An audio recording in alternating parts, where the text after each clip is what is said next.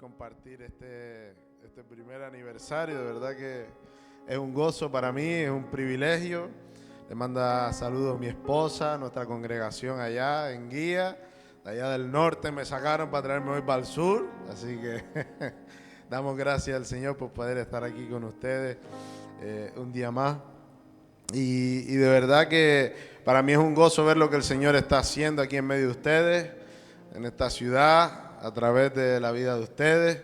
Y de verdad que sé que tienen unos pastores que los aman mucho. Buah, esos amenes no me gustaron. Yo creo que merece unos amenes mejores, ¿no? Tienen unos pastores que los aman mucho. Así que ¿por qué no le dan un aplauso al pastor Dani, a la pastora Margarita? Que han entregado todo por la obra y siguen haciéndolo, así que de verdad es un privilegio para mí poder estar aquí hoy. Bueno, como todos saben, de ayer para hoy, ¿qué cambió? La hora. Entonces tengo una hora más para predicar, ¿no?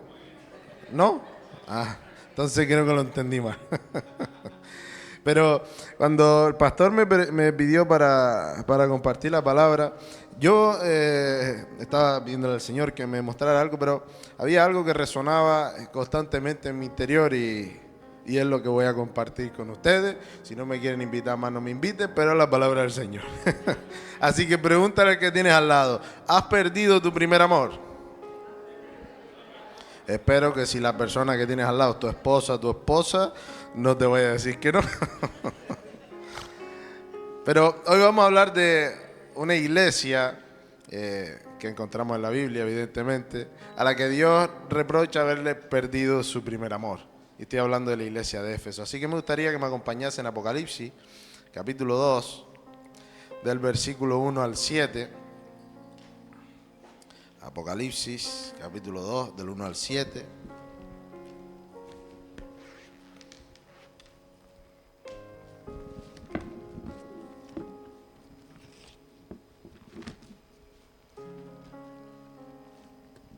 Que me gusta escuchar sonido de las Biblias en papel. Aunque seguro que está ahí también, ¿no? Bueno, si no, Dios lo pone. Dice así la palabra del Señor. ¿Lo tienen? Si lo tienen, digan amén. Escribe al ángel de la iglesia que está en Éfeso, el que tiene las 7 estrellas en su diestra, el que anda en medio de los 7 candeleros de oro, dice esto. ¿Qué dice? Yo conozco tus obras y tu arduo trabajo y paciencia, y que no puedes soportar a los malos, y has probado a los que se dicen ser apóstoles y no lo son, y los has hallado mentirosos. Y has sufrido, y has tenido paciencia, y has trabajado arduamente por amor de mi nombre, y no has desmayado. Pero tengo contra ti que has dejado tu primer amor. Recuerda, por tanto, de dónde has caído, y arrepiéntete, y haz las primeras obras. Pues si no, vendré pronto a ti y quitaré tu candelero de tu lugar, si no te hubieres arrepentido. Pero tienes esto, que aborrece las obras de los nicolaítas, las cuales yo también aborrezco. El que tiene oído, oiga lo que el Espíritu dice a las iglesias. Al que venciere le daré de comer del árbol de la vida, el cual está en medio del paraíso de Dios. La iglesia de Éfeso fue fundada por el apóstol Pablo. En Efesios capítulo 1, versículos 15 y 16, vemos cómo el apóstol Pablo destaca a esta iglesia por algo concreto. Lo vamos a leer, Efesios 1, 15 y 16, yo se los leo. Dice, por esta causa también yo, habiendo oído de vuestra fe en el Señor Jesús y de vuestro amor para con todos los santos, no ceso de dar gracias por vosotros, haciendo memoria de vosotros en mis oraciones. El apóstol Pablo dice que destacaba de esta iglesia su fe y su amor. Era una iglesia que destacaba en profundo amor. Cuando el apóstol Pablo muere, el apóstol Juan el discípulo amado, el que escribió el Apocalipsis, se encarga de pastorear esta iglesia de Éfeso y desde ahí escribe las 3 cartas de Juan que contenemos en la Biblia. La ciudad de Éfeso era una ciudad destacada en aquella época, era capital de la provincia de Asia, era una de las 3 ciudades más importantes del Imperio Romano. Era una ciudad destacada por su religiosidad, por su paganismo, y en especial destacaba el templo a la diosa Diana o Artemisa. La Biblia vemos que se habla de Diana de los Efesios. Artemisa o Diana era la diosa de la fertilidad. Y si de por sí muchos cultos paganos tenían orgías en honor al dios que lo adoraba, imagínate a la diosa de la fertilidad, ¿no? Eso tenía que ser lo máximo. Entonces, imaginémonos dentro de este contexto cómo debía ser la vida de un cristiano allí. Y a veces que decimos, sí, pero es que eso era en otra época, pero hoy en día vivimos en una época que no se aleja mucho de estas culturas. Vivimos en medio de un mundo que cada día quiere vivir más lejos de Dios. Vivimos en un mundo que está centrado en el individualismo, en el propio ser humano. Y en medio de esta vorágine de este mundo hace falta una iglesia, hace falta un cuerpo de Cristo que sea un refugio de amor para la gente. Esta iglesia se llama El Refugio y me encanta ese nombre porque la iglesia, en términos generales, a lo largo de la historia es un hospital, es un refugio donde tienen que acudir todos aquellos que están enfermos, que están mal, que están destrozados. Y entonces aquí, ¿qué tienen que encontrar? Amor. Amor. Por eso me encanta el nombre de esta iglesia, porque la iglesia tiene que ser un refugio ante el cual cualquiera pueda entrar por esa puerta y nosotros lo recibamos con amor. El Señor dice acerca de esta iglesia, en primer lugar, yo conozco tus obras. Y Dios dice de cada uno de ustedes en esta mañana, yo conozco tus obras. Y quizás tú te sientes orgulloso de las obras que haces, ¿o no? Sea para bien o sea para mal, Dios conoce tus obras. Dios está al corriente de todos los pasos que das. Dios está al corriente incluso de los pasos que tú planeas dar y todavía no has dado. Así que cuando creas que no le importas a nadie, recuerda que Dios sí está pendiente de ti. Por muy insignificante que para ti parezca, por muy solo o sola creas que estás, Dios está ahí y conoce perfectamente tus obras. Y cuando estás haciendo las cosas mal y piensas que ahí nadie te ve, que en lo oculto, en la sombra, no hay nadie, estás tú solo y nadie te ve, Dios también conoce tus obras. Pero en este apartado Dios destaca varias cosas positivas de la iglesia de Éfeso. Y me gustaría leer el versículo 2 de la Nueva Traducción Viviente. No sé si lo pueden poner ahí, pero si no yo se los leo.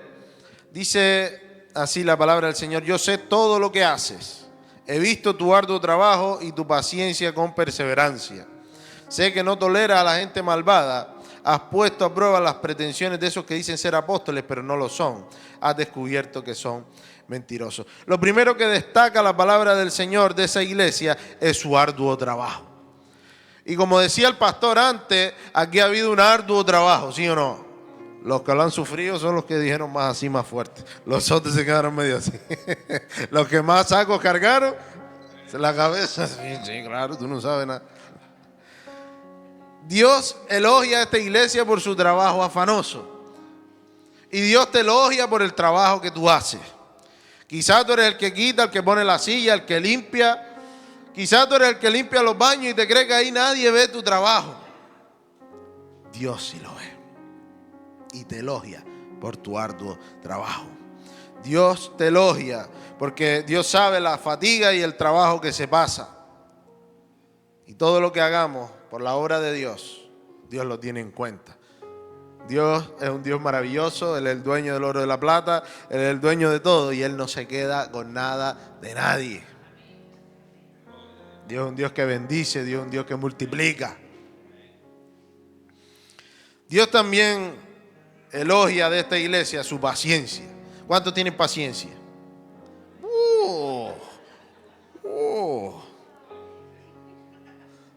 Nos cuesta, ¿verdad?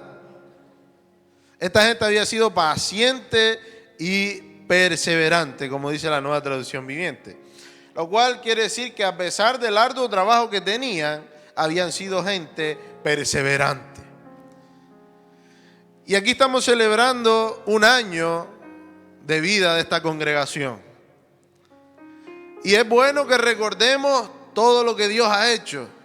Es algo maravilloso. Pero lo que Dios hizo en el pasado no te vale para hoy y no te vale para mañana. Así que estamos celebrando un año de vida, pero el objetivo no es llegar hasta un año, el objetivo es que esto siga adelante. Y para eso ustedes tienen que seguir perseverando. ¿Hay trabajo por delante? Montón. Pero para ese trabajo hacen falta manos. Hace falta gente que se disponga y diga, aquí tiene mis manos. Heme aquí, Señor. Heme aquí, envíame a mí. Pastor, hace falta cualquier cosa. Heme aquí. Porque ellos solos no pueden. Necesitan las manos de todos ustedes. Dice también que algo que les elogia es que no habían soportado a los malos. Y ahí habla acerca de los nicolaitas. De los nicolaitas no hay mucha información, pero por la iglesia de Pérgamo sabemos que, ahí Jesús lo vuelve a mencionar, son personas que distorsionaban el evangelio.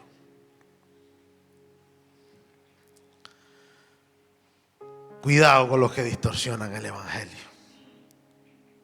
Cuidado con aquellos que juntan gente para sí. Porque eso es lo que hacían los nicolaitas. Los nicolaitas distorsionaban el evangelio y lo amoldaban al mundo. Pero yo sé a ciencia cierta que aquí en este lugar se predica sana doctrina. Se predica la verdad de la palabra del Señor. Y en eso, mis hermanos, tenemos que perseverar.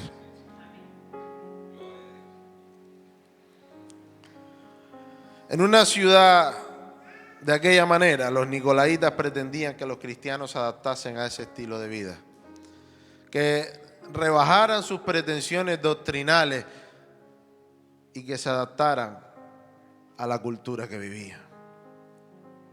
Pero mi hermano, nosotros somos cristianos, nosotros tenemos que dar ejemplo, nosotros tenemos que ser una luz donde quiera que vayamos.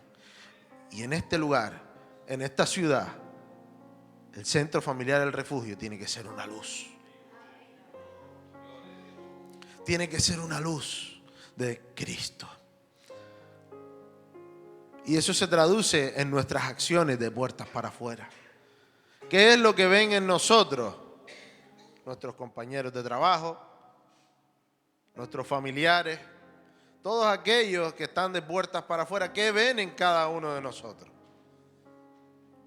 Porque tienen que ver a Cristo, tienen que ver acciones justas, tienen que ver obras buenas que Dios preparó de antemano para que anduviésemos en ellas. Tenemos que amar a todos, aunque quizás no estemos de acuerdo con lo que hacen. Amar no significa comulgar. Amar significa aceptar y acoger a los demás, sea cual sea su condición. Jesús acogió con sus brazos abiertos, como cantábamos antes, vengo a tus brazos de amor, porque Jesús acogía a la gente con amor, como fuera que estuvieran.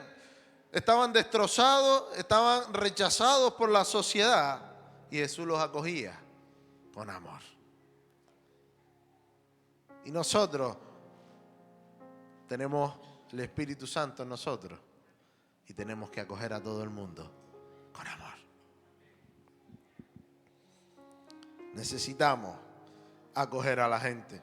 Y hago un pequeño inciso porque la gente en general necesita sentirse comprendida. ¿Cuánto le gusta sentirse comprendido? A todos, ¿no? No, a mí no me gusta sentirme comprendido. No, a todos nos gusta sentirnos comprendidos, a todos nos gusta sentirnos aceptados. ¿Sí o no? Es una necesidad que está en el ser humano. Por eso en Cristo encontramos esa aceptación, ese amor, ese acogimiento. Y después el Espíritu Santo hace el cambio en nosotros. Mis hermanos, vivimos en una época en la cual el mundo está patas arriba. Y lo que va a entrar por esa puerta quizá no va a ser lo mejor que nosotros esperamos, sino gente que viene buscando el refugio.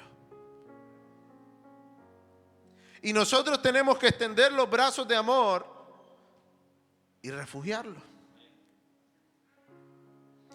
Sea como sea que estén, sea como sea que vengan, nosotros tenemos que extender las manos de amor de Cristo. Y el Espíritu Santo, no nosotros, porque a cuánto le gusta hacer la obra del Espíritu Santo. Mejor que no se metan en eso, mi hermano. Pero a muchos nos gusta que entre por ahí para adentro y ya estén cambiados. Y al día siguiente ya, no. Porque el Espíritu Santo no lo hace así con nosotros. ¿Cuántas cosas tenemos que cambiar nosotros? Y no las cambiamos de hoy para mañana, sino que el Espíritu Santo trabaja, hace un trabajo en nosotros, un proceso para nosotros mejorar. Por lo mismo, con todo aquel que entre por esa puerta. Los nicolaitas estaban haciendo que el pueblo pervirtiera el evangelio, la sana doctrina, engañando al pueblo de Dios. Y eso, mis hermanos, no se puede tolerar. No se puede tolerar. La palabra del Señor es nuestra regla de fe y conducta. Nos guiamos, hacemos todo lo que hacemos por ella y a través de ella. Y la sana doctrina es algo que no se puede perder y es lo que se tiene que perseverar. También los elogia por poner a prueba a los que se dicen ser apóstoles y no lo son. Y verdaderamente el apóstol Pablo en Hechos 20:29 les había advertido a los ancianos en Éfeso: porque yo sé que después de mi partida entrarán en medio de vosotros lobos rapaces que no perdonarán al rebaño. Y esa profecía se ve claramente cumplida en este mensaje que da Dios a la iglesia de Éfeso. Tenemos que tener cuidado con aquellos que se dicen ser y no son. Tenemos que tener cuidado. Y el apóstol Juan elogia, y Dios a través del apóstol Juan elogia a esta iglesia por eso. Y también los elogia por sufrir por causa de Cristo. ¿Cuántos alguna vez han sufrido por causa de Cristo? ¿A cuántos alguna vez se han reído? ¿De cuántos alguna vez han dicho botija verde, como decimos aquí, por ser cristiano? A todos, yo creo que a todos nos ha pasado. A todos nos ha pasado. Pero dice la palabra que cuando somos vituperados por causa de Cristo, somos bienaventurados. Así que el camino al cual el Señor no nos ha llamado quizás no es un camino fácil, pero es un camino en el cual sabemos que contamos con Él a nuestro lado para poder seguir avanzando. El único reproche que le pone el Señor a esta iglesia es que ha perdido su primer amor. Y es curioso porque la palabra Éfeso significa deseo ardiente. Y es curioso porque el apóstol Pablo dice que esta iglesia destacaba por el amor. Sin embargo, ese amor, ese primer amor, se había perdido. Y es curioso porque vemos que el Señor destaca sus obras. Eran gente que trabajaban arduamente, era gente que sufría por el evangelio, era gente que aparentemente, físicamente, tenían ese primer amor. Sin embargo, dentro, ese primer amor escaseaba. Ese primer amor se había enfriado. Por eso yo te pregunto en esta mañana, ¿cómo está tu primer amor? ¿Cómo está ese amor el cual tendría que estar ardiendo, tendría que estar ferviente, tendría que estar a tope? ¿Cómo está? Porque muchas veces por las pruebas, por las circunstancias, por las tribulaciones, por los problemas, por las circunstancias de la vida, el amor se enfría. De hecho, el Señor advirtió que en los últimos tiempos, por la maldad de muchos, el amor de muchos se enfriará. Por eso el Señor tiene que estar recordándonos constantemente, oye, que tienes que volver al primer amor. Tienes que volver a ese amor cuando ardías de pasión por Cristo. Cuando ardías por salir a predicar la palabra. Cuando ardía tu corazón dentro de ti. Cuando veías una injusticia y te volvías loco para ayudar a esa persona. Mostrarle el amor de Cristo. Y Dios llama a su iglesia nuevamente a volverse al primer amor. Puede que aparentemente parezcas estar bien. Puede que sirvas a Dios en la iglesia. Puede que en tu trabajo le hables a todos de Cristo. Puede que perseveres en medio de tanta dificultad. Pero Dios conoce lo que hay por aquí de adentro. Quizá tú aparentemente no lo muestres, pero Dios conoce lo que está aquí adentro. Dios, dice la palabra, no mira lo que mira el hombre, sino que Dios mira el corazón. Y para Dios es tan importante lo que tú haces. Yo quisiera decirte, creo que incluso más, con la motivación con la que tú lo haces. Para Dios quizás más importante la motivación con la que tú haces las cosas que lo que tú haces.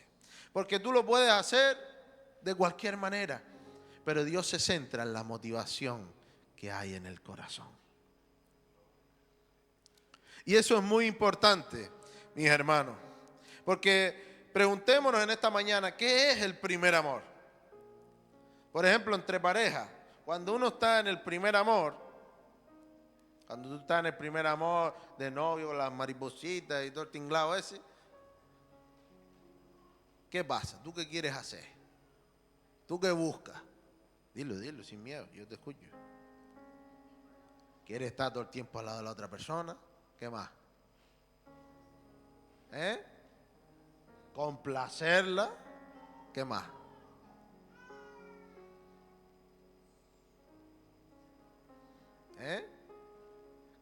¿Qué más? Cuando estás en el primer amor, cariñito, claro, buscas agradar a la otra persona, buscas retribuir, buscas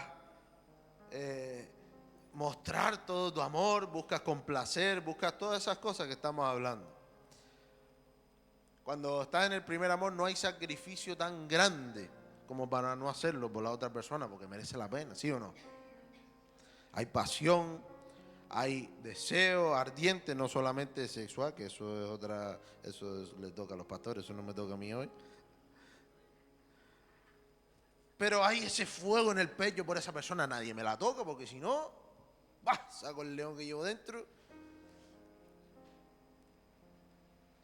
De la misma manera, esa misma pasión, ese mismo deseo, ese mismo fuego, tenemos que sentirlo por la presencia de Dios. Ese mismo deseo, esa misma ansia, tenemos que sentirlo por estar con el Señor, por pasar tiempo en su presencia, por buscar agradarle, por hacer todo lo que Él quiere que haga. Cuando uno está en el primer amor, lo que la persona te pide que haga, parece que no te cuesta, porque lo amas. Pero cuando pasa el tiempo, parece que ya hasta cualquier cosa mínima molesta. Por eso el Señor nos llama a volver constantemente al primer amor, porque es en el primer amor cuando nosotros somos capaces de entregarlo todo. Y Dios quiere que entreguemos todo a Él. El primer paso con el Señor es entregarlo todo.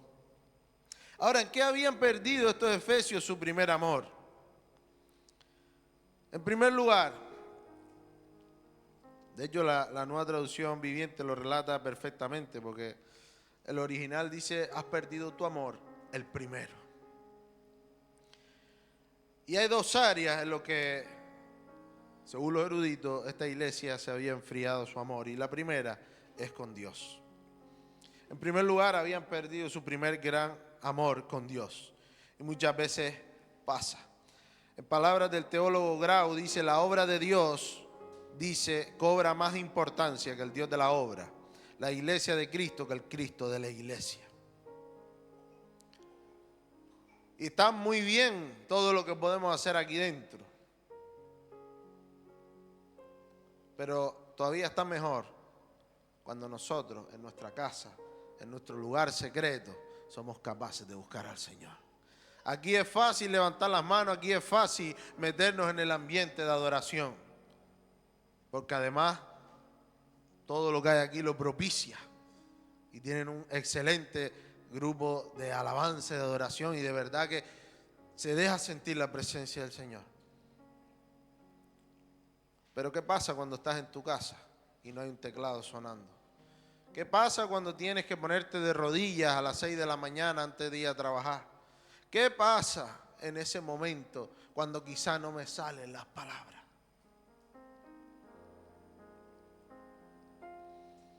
Y es que nuestro amor, nuestra pasión por Dios, no solamente debe de verse en nuestros actos, sino que lo principal es que se vea nuestra intimidad con Dios. Y que cuando hay primer amor, cuando hay pasión, lo que se quiere es intimidad. Y eso es algo que solamente Dios puede ver. Ahí cuando tu pastor no te puede mirar, ahí cuando ni tu esposa ni tu esposo sabe lo que estás haciendo, sino estás solamente tú y Dios. Eso es fundamental. Hubo un testimonio de una vez, un pastor, se lo voy a resumir rápido, porque se me acaba el tiempo. El pastor terminó de predicar y se le acerca un hermano muy humilde, muy sencillo. Dice que el hermano le dijo: anoche el Señor me dijo, dile al pastor que lo extraño. Y aquellas palabras penetraron en el corazón de ese pastor. Porque muchas veces había descuidado la intimidad con Dios por hacer la obra de Dios. Y es que para hacer la obra de Dios correctamente hay que pasar tiempo en intimidad con Dios. Y la obra de Dios no es solo la responsabilidad de sus pastores, la obra de Dios es responsabilidad de todos nosotros. Y muchas veces con las dificultades, con el afán de esta vida, nos olvidamos de lo verdaderamente esencial, que es pasar tiempo en la presencia de Dios. Cuando el profeta Jeremías habla de preguntar por las sendas antiguas, de volverse a las sendas antiguas, está hablando de volverse a los primeros rudimentos, a la búsqueda de la presencia de Dios, a humillarse delante de la presencia de Dios, a arrepentirse y reconocer que sin Dios no somos nada.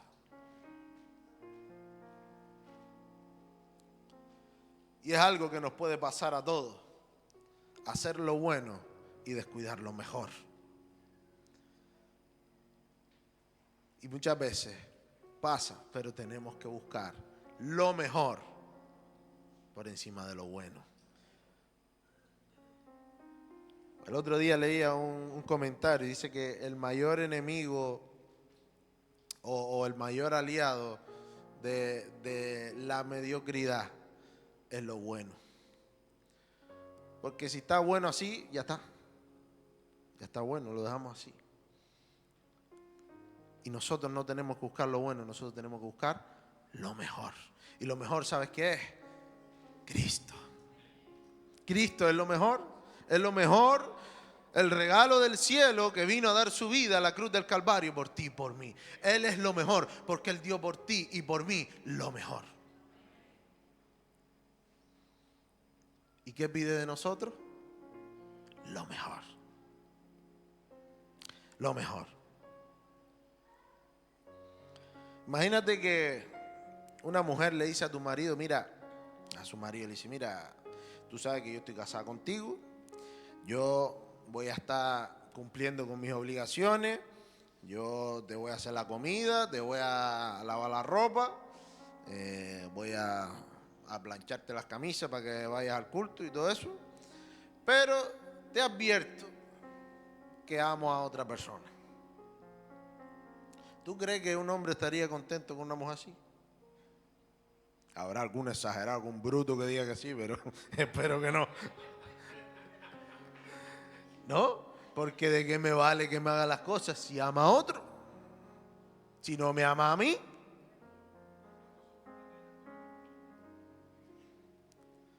Cualquier hombre que sepa que el corazón de esa mujer no le pertenece, no está consigo, ¿para qué? Y muchas veces pasa de la misma manera con el Señor. Señor, yo te tengo atendido, yo voy al culto las veces a la semana que haya que ir, yo llevo a fulanito a la casa porque sé que no tiene cómo ir y también vengo a limpiar la iglesia cuando toca. Pero realmente mi corazón no te pertenece, mi corazón le pertenece al mundo. ¿Ustedes creen que el Señor eso le gustaría? No, ¿verdad? Por eso, mis hermanos, tenemos que buscar tiempos de calidad con el Señor, demostrarle al Señor en intimidad que verdaderamente estamos interesados en pasar tiempo con Él. Muchas veces cuando venimos a orar, como digo yo siempre y le digo a mi gente de la iglesia, venimos a traer la lista de la compra. Señor, dame, cuídame, ayuda a fulano, llévame, tráeme con bien, bendíceme, bendice a... En nombre de Jesús, amén. Leemos el capítulo que nos toca, ver el que mandó el pastor para leerlo, para que no me diga, para no decir mentiras, voy a leerlo más que sea. Y vamos como cumpliendo una lista de tareas, pero realmente hago eso con pasión. Realmente lo hago porque yo sé que detrás de eso está mi Señor. Realmente lo hago porque yo de verdad quiero hacerlo. Porque el Señor mueve mi corazón para hacerlo. Porque realmente lo estoy haciendo genuinamente. O lo estoy haciendo como cualquier otra cosa. Dice el Salmo 42, 1 y 2, como el ciervo brama por las corrientes de las aguas, así clama por ti, oh Dios, el alma mía. Mi alma tiene sed, sed del Dios vivo. ¿Cuándo vendré y me presentaré delante del Señor? Eso dice el Salmo 42, 1 y 2. Como un ciervo buscando agua, te anhelo, Señor, tengo sed de ti, tengo hambre, necesito estar en tu presencia, necesito buscar esos tiempos contigo, necesito estar ardiendo por ti. ¿Tenemos esa pasión por Dios? O quizá con el pasar de los años se ha enfriado. Hoy hay solución, mis hermanos, para ello. La segunda forma en la que los efesios habían descuidado su primer amor era en el amor los unos con los otros. Y dice Efesios 1:15, como leímos antes, que ellos destacaban por el amor que se tenían los unos con los otros. Pero con el pasar de los años, las dificultades, los nicolaitas de por medio, el emperador de turno que les hacía la vida imposible a los cristianos, el amor de ellos con los demás se había enfriado. Y dice Mateo 24, 11 y 12, y muchos falsos profetas se levantarán y engañarán a muchos. Y por haberse multiplicado la maldad, el amor de muchos se enfriará. Y eso les pasó a los efesios. Ya no procedían con el mismo amor que al principio. Ya no eran conocidos por ese amor que se tenía. Quizá eran conocidos por la letra, porque prevalecía la sana doctrina. Pero la letra por sí misma, la letra sola, dijo el apóstol Pablo, mata, pero el Espíritu vivifica. Y el Espíritu es el que renueva ese amor. De hecho, el apóstol Pablo, años antes le elogia a los efesios, en Efesios 4:15 le dijo, sino que siguiendo la verdad en amor, crezcamos en aquel que todo, que es la cabeza, esto es Cristo. Y es que por eso debemos ser conocidos. Dijo Jesús en Juan 13:35, en esto conocerán que sois mis discípulos, si tuviereis amor los unos con los otros. Si tuviereis amor los unos con los otros, en esto conocerán. Porque la gente que viene quizá no conoce de la doctrina, pero la gente que viene sí puede ver el amor que nos tenemos los unos a los otros. Así que dile a la persona que tienes al lado, te amo. Y si es tu mujer, mejor. Te amo. Porque nosotros tenemos que mostrar el amor de Cristo si Cristo está en nosotros. Entonces los efesios se habían enfriado en ese amor. Pero Dios quiere restaurar ese amor en esta mañana. Si quizás se ha enfriado tu amor por los hermanos, si quizás se ha enfriado tu amor por la gente que viene de la calle, en esta mañana el Señor quiere restaurar ese amor. Por eso el Señor dejó registrado y le dijo, mira, tienes que hacer estas tres cosas. En primer lugar le dijo, recuerda de dónde has caído. Hay solución para el problema. Recuerda. Primero Dios los manda a recordar. ¿Tú te acuerdas cómo era ese primer amor? ¿Tú te acuerdas cómo hacías las cosas al principio? ¿Tú te acuerdas cómo venías con ganas al culto? ¿Tú te acuerdas cómo hacías las cosas como las hacías al principio? ¿Te acuerdas?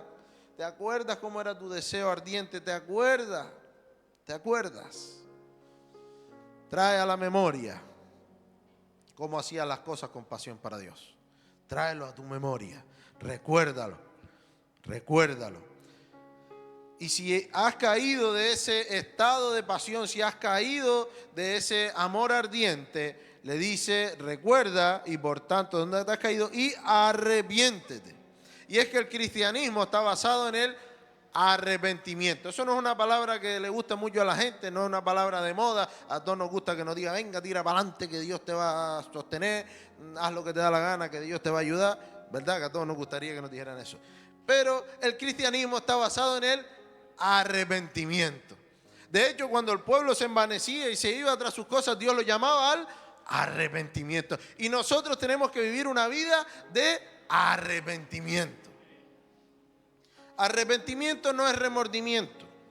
Porque hay una falsa creencia de que no me siento, tengo la conciencia, pero y sigue haciendo lo mismo. No, arrepentimiento no es remordimiento. Arrepentimiento en griego es metanoia.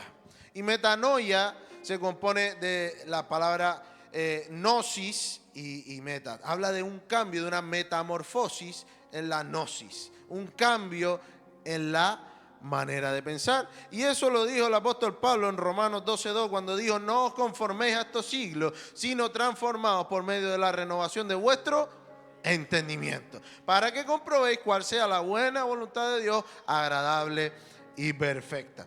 Constantemente tenemos que estar renovando la cocotera, porque se nos va, a veces patinamos.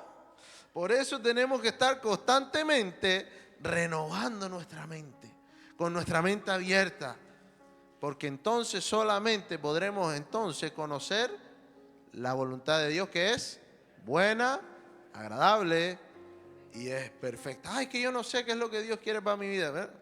Vete a renovar tu entendimiento para que conozcas cuál es la voluntad de Dios, agradable y perfecta.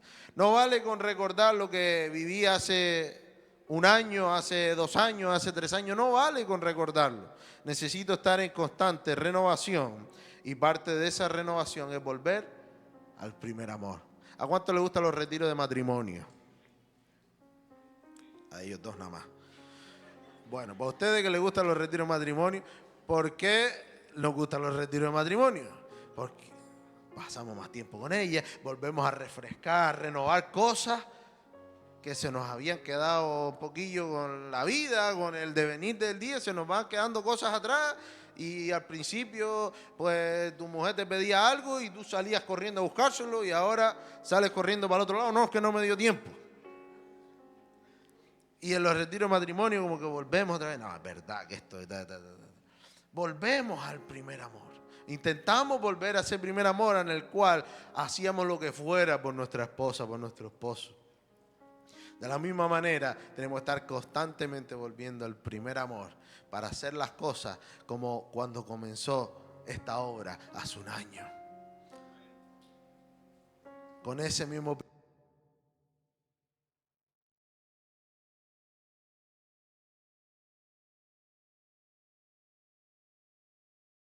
primeras obras, porque el amor, mi hermano, no se dice, el amor se demuestra. De nada me vale decirle a mi esposa que la amo y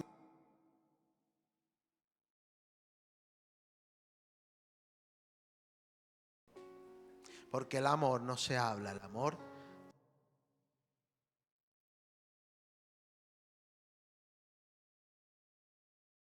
obras, porque las primeras obras daban muestra de que el primer amor estaba vigente.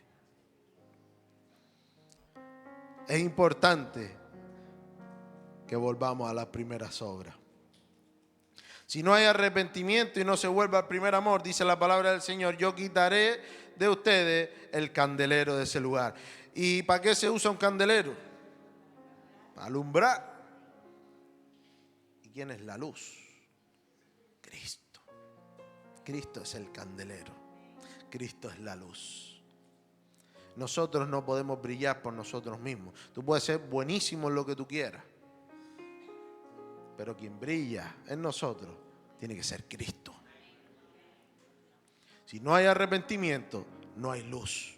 Y nosotros tenemos que ser la luz del mundo. Si no hay arrepentimiento, si no hay pasión, si no hay amor, si ese amor se ha enfriado, la luz se apaga. Y si Cristo viene y nos encuentra como aquellas vírgenes insensatas con la luz apagada, ya sabemos lo que sucede. ¿Cómo estás de aceite en esta mañana? ¿Cómo está tu lámpara? ¿Tienes suficiente para seguir prendido de amor por Cristo y por tus hermanos? ¿O se te está acabando el aceite? Si se te está acabando el aceite, hoy es día de reponerla.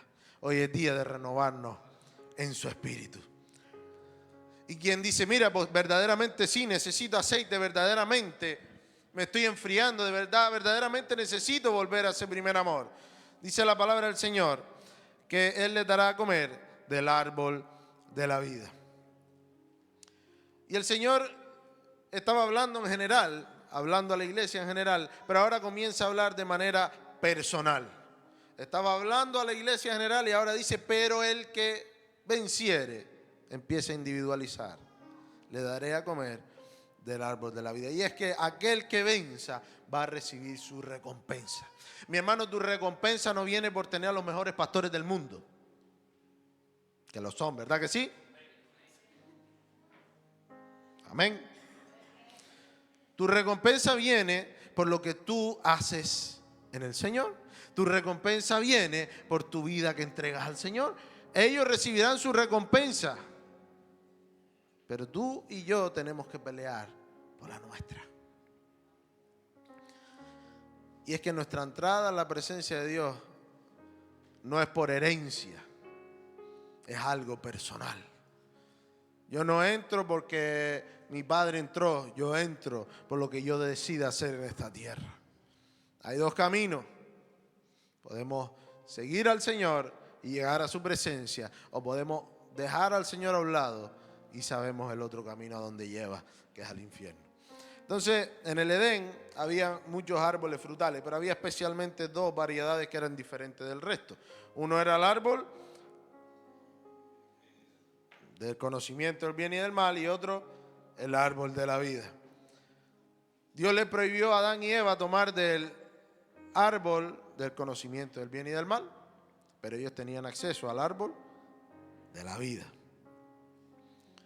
Cuando ellos son expulsados del Edén, Dios dice, voy a poner unos querubines aquí para que ellos no puedan entrar, para que no puedan comer del árbol de la vida. Pero los que venzamos, los que vayamos a la presencia del Señor, allí podremos comer del árbol de la vida. Porque lo que Dios nos regala a cada uno de nosotros es vida eterna, en contraste con la muerte eterna. Así que para eso es necesario arrepentirse y volver a las primeras obras. Si me puede acompañar con el teclado. Un profesor de teología dijo lo siguiente, y se lo voy a leer citado. El verdadero cristianismo no consiste en recordar el amor pasado, sino en mantener el mismo amor ardiente a Cristo. Esa actitud reverente hacia Él. El pan puesto sobre la mesa de oro del templo debía ser fresco, no pasado. Así debe ser el amor del cristiano, siempre nuevo, porque el amor es el alma del cristianismo. Cuando el cristianismo carece de amor hacia Cristo, se torna sin alma, muerto. Por eso el amor tiene que renovarse, tiene que estar fresco todos los días. Por eso el Señor quiere decirnos en esta mañana: vuelve al primer amor. Yo no sé por lo que tú estás pasando, yo no conozco tus circunstancias, pero ahí donde tú estás me gustaría que cerraras tus ojos un momentito, inclinaras tu rostro.